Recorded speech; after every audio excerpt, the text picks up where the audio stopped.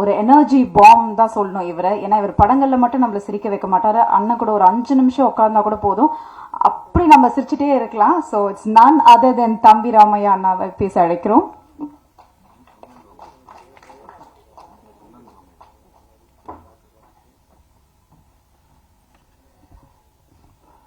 பத்திரிகை, தொலைக்காட்சி, இணையதள சகோதர சகோதரிகளுக்கு எனது முதல் வணக்கம். சோபனா சொல்லதை போல குடும்பங்கள் கொண்டாடும் படம் இங்கு நான் தான் கிங்கு.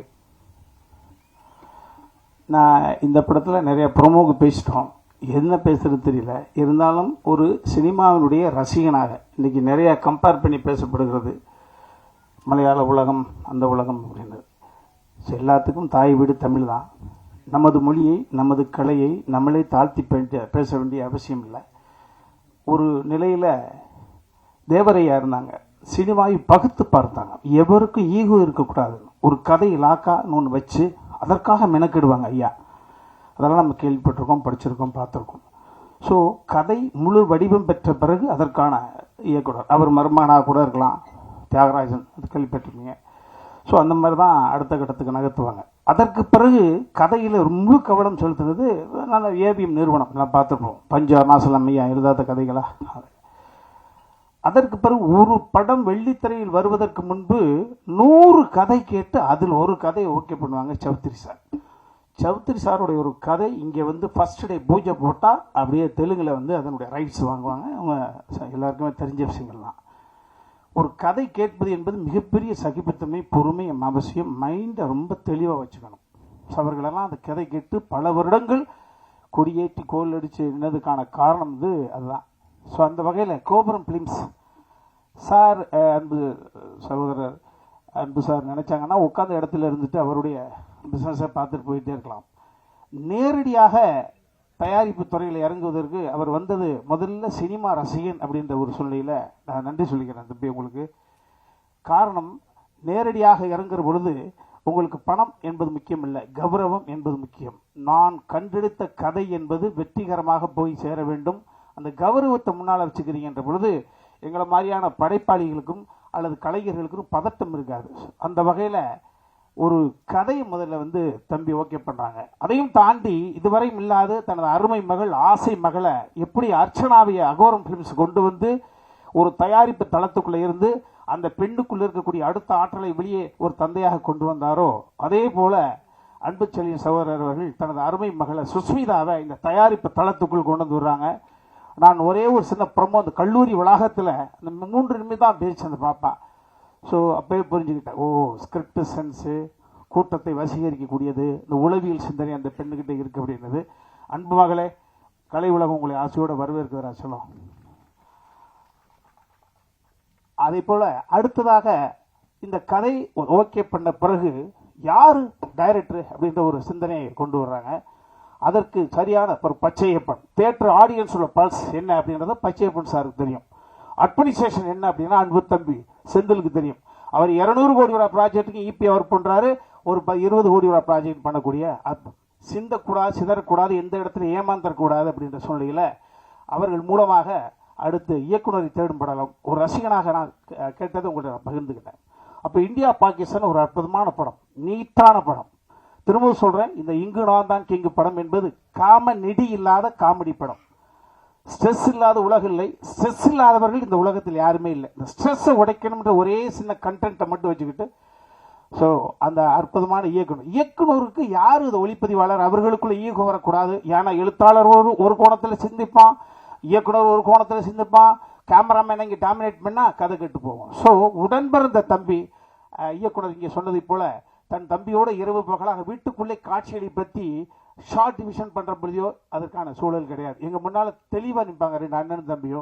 அந்த மாதிரி அதையெல்லாம் தாண்டி அந்த காலத்து காதலிக்க நேரமொழியாக இருக்கட்டும், உள்ளத்தை அள்ளித்தா படமாக இருக்கட்டும், பாடல் ரொம்ப ரொம்ப முக்கியம். 2.5 மணி நேரம் என்பது வசன ரீதியாகவும் நகைச்சுவை ரீதியாக மட்டுமே போயிடக்கூடாது. அங்கு ஒரு சோலைக்கு நடந்து போகக்கூடிய சுகத்தை தர வேண்டும் என்பதற்காக அன்பு தம்பி இமானுடைய சாங் எனக்கு ரொம்ப ரொம்ப இப்போ சரிகம்மா பதனி தம்பி ஆனந்த் அவர்கள் சொன்னதை போல இந்த சாங்கு பெரிய லெவலில் 2 சாங் போயிடுச்சு. 3வது சாங் இன்றைக்கி தான் நான் பார்த்தேன். முத்தமிழே உன்னை வணக்கப்படா வா, சிறப்பாக இருந்தது. ஸோ கமர்ஷியல் ஆஸ்பெக்டுக்குள்ளே நுழைஞ்சிருக்கேன். அன்பு தம்பி வா வணக்கம். அதே போல தம்பி சந்தானத்தினுடைய வெற்றி இந்த இடத்துல நான் வேற ஒன்றும் இல்லை, தம்பி சந்தானத்தினுடைய வெற்றிக்கு காரணம் அவருடைய அணுகுமுறை தான் சார். அவர் தம்பி நிஜ ஹீரோ. நான் அவர் வயதை விட எல்லாரையும் விட மூத்தவன்.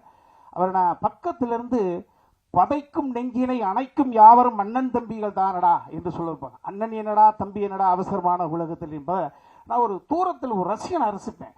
படிக்கிற காலத்தில் இருக்கக்கூடிய நண்பனா பக்கத்தில் இருக்கான், கல்லூரியில் இருக்கக்கூடிய நண்பனா பக்கத்தில் இருக்கான். அவர்கள் எத்தனையோ தவறுகள் செய்திருப்பார்கள். அவனை கத்தரிச்சு விடுவதற்காக ஒரு காரணத்தை கண்டுபிடிச்சு அவனை கத்தரிச்சு விடாமல் ஒரு தாய்மை ஸ்தானத்திலிருந்து தன பழைய நண்பர்களெல்லாம் பக்கத்தில் வச்சு நகர்த்துறது என்பது சகிப்புத்தன்மை, பொறுமை, தம்பியை நம்பிக்கூடிய இந்த ஆன்மீகம். ஸோ தம்பியினுடைய சந்தானத்தினுடைய வெற்றி என்பது தொடர்ந்து கொண்டே இருக்கும். காரணம் அவருடைய அறிவை விட அவருடைய அணுகுமுறையும் அவருடைய இந்த ஞானமும். ஸோ அந்த வகையில் நான் ஒரு படத்துக்கு நடிக்க போகிற பொழுது யாரோட போகிறோம் அப்படி தம்பி சந்தானம் வைகைப்புல் வடிவேல் பங்காளி அவர்களோடு இருந்த பொழுது ஒரு காட்சி செழுமையாக வர வேண்டும் என்பதற்காக கடைசியில் இருக்கக்கூடிய ஒரு சிங்கிள் டயலாக் பேசக்கூடிய ஒரு 300 அடினா 300 அடியும் ஃபுல்லாக மைண்டில் வச்சு பார்ப்பேன். அதை பார்த்து ஒரு ரசிகன் நான் ரசிப்பேன். என்னதான் நான் எழுத்தாளனாக இருந்தாலும் அவர் ரசிப்பேன் எப்படி எல்லா வசனத்தையும். அதற்கு பிறகு ஒரு முழு எத்தனை படங்கள், ஒரு முழு படத்தினுடைய மொத்த கதையை தூக்கி மண்டைக்குள்ள வச்சுக்கிட்டு தனது ஆரோக்கியத்தை தனது அமைதியை சிதைத்து அந்த காட்சி வடிவம் பெறும் வரை பக்கத்தில் நின்று மாடுலேஷன் சொல்லி கொடுத்து எக்ஸ்பிரஷன் சொல்லி கொடுத்து தம்பி சொன்னதை எக்ஸ்பிரஷன் நான் பண்ணிப்பேன். அந்த இடத்துல மிஸ் ஆக முடியாத விஷயம் என்னன்னா என்னுடைய கேரக்டர் இது காமெடிக்காக புனையப்பட்டது கிடையாது. ஒவ்வொரு கேரக்டர் ஃபாதரா அப்பா ஜமீன்தார்னா நான் பேசக்கூடிய வசனத்தை தம்பி சந்தானம் அவர்கள் பேச முடியாது. என் மகனாக நடித்த பராசரன் பேசிய வசனத்தை பேச முடியாது.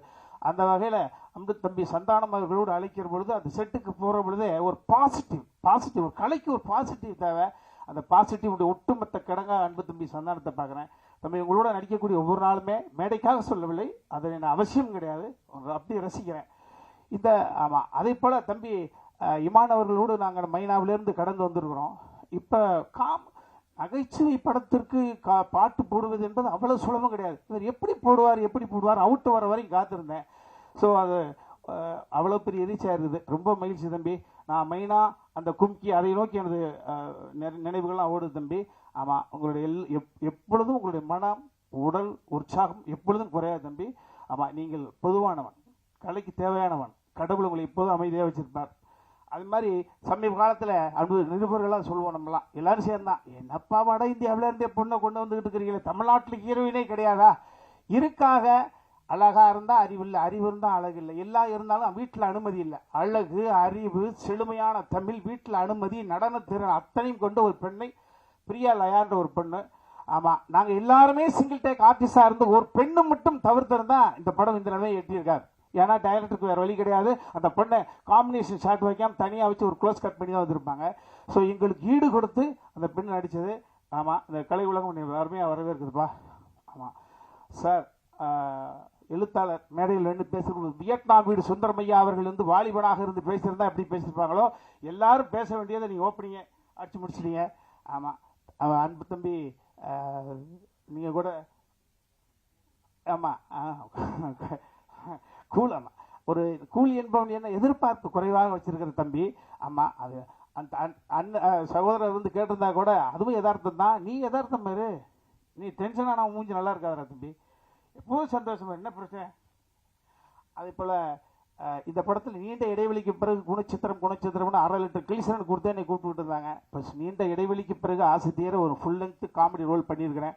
நிச்சயமாக கோபுரம் ப்ளீஸ் இந்த படத்துக்கு பிறகு கட்டாகுசி இயக்குனர் சொன்னதை போல அதை சொல்ல மறந்துட்டேன். ஒரு இயக்குனர் இத்தனை கோபுரம் ப்ளீஸ் படத்தை வெளியே விடுவதற்கு முன்பு 6-7 லேயர், கதை ஓகே, இயக்குனர் okay, music director okay, hero okay, அது கதை கேரக்டர்கள் தேடக்கூடிய கதாபாத்திரங்கள் ஓகே. படம் முடிந்த பிறகும் சும்மா விடவில்லை.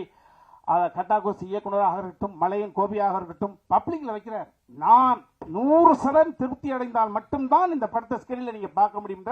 மிகப்பெரிய ஒரு மிலிட்டரி மேன் மாதிரி அன்பாலே இவ்வளவையும் இந்த மக்களை இந்த கோபுரம் பிலிம்ஸ் படத்திற்காக நம்பி வருகிறார்கள். எந்த நிலையில் ஏமாந்து போய்விட வேண்டாம் என்ற சூழ்நிலையாக பொறுப்போடு எடுத்திருக்காங்க. இந்த படம் யாரையும் ஏமாற்றாது. ஜூன் மாதம் 10ஆம் தேதி வழக்கம் போல சொல்வதை போல, சாரி மன்னிச்சுக்கோங்க, மே 10ஆம் தேதி யானைக்கு அடிச்சிருக்கும். ஆமாம் சிம்பிளாக சொல்லணுமா, இந்த படம் என்பது அந்த கத்திரி வெயில் நாளைக்கு ஸ்டார்ட் ஆகுது, ஏற்கனவே கத்திரி ஸ்டார்ட் ஆயிடுச்சு. கத்திரி வெயிலுக்கு ஒரு இளநிக்குள்ள 2 நொங்க உடைச்சி ஊற்றி அரை மணி நேரம் ஃப்ரிட்ஜில் வச்சு எடுத்து குடித்தால் எந்த உணர்வு ஏற்படுமோ நிச்சயமாக குடும்பத்தோடு வந்து பார்க்கக்கூடிய தகுதி கொண்ட ஒரு படம். அதில் நானும் இருக்கிறேன் என்பதற்காக மீண்டும் இந்த படத்தில் பங்கு பெற்ற அத்தனை பேருக்கு நன்றி சொல்லி விடைபெறுகிறேன். நன்றி. தேங்க்யூண்ணா, தேங்க்யூ ஸோ மச். இல்ல அண்ணா ஏன் டேட்டை மாத்தி சொன்னார்னா, படம் ட்ரெய்லருக்கே ஆல்ரெடி படம் ரிலீஸ் ஆன எஃபெக்ட் இருக்குண்ணா வெளியில. இதுதான் கேட்டு வாங்கி டேமேஜ் பண்ணிக்குது. எனிவேஸ் அண்ணா நானே 2 லைன் அழகா எழுதி